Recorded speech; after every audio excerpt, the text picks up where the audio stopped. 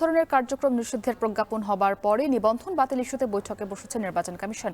সেখানকার সবশেষ খবর জানাতে আমাদের সাথে যুক্ত হয়েছেন মিয়া আমিরুল। আমিরুল, সব কমিশনারই কি বৈঠকে উপস্থিত আছেন কিনা জানাবেন। একই সঙ্গে কি মনে হচ্ছে, আজই কি কোনো সিদ্ধান্ত জানাবে ইসি?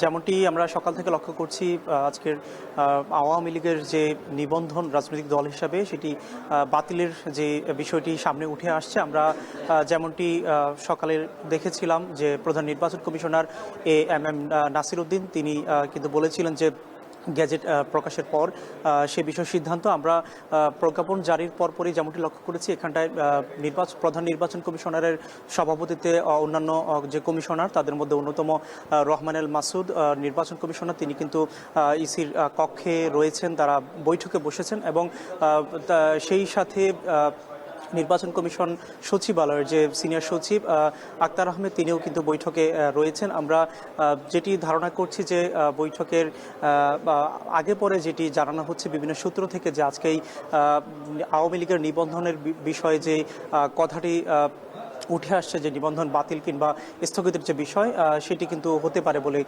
মনে হচ্ছে।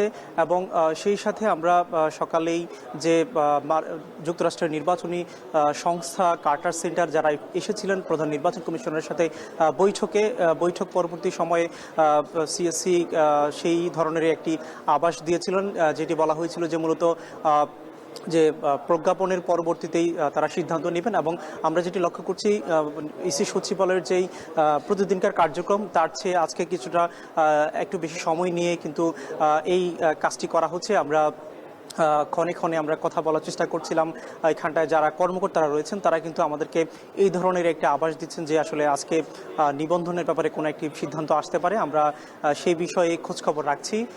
তো এই ছিল আমার কাছে ইসি সচিবালয় থেকে এখনকার সর্বশেষ। ইসি সচিবালয় থেকে আমাদের সাথে যুক্ত ছিলেন সহকর্মী মিয়া আমিরুল। আওয়ামী লীগের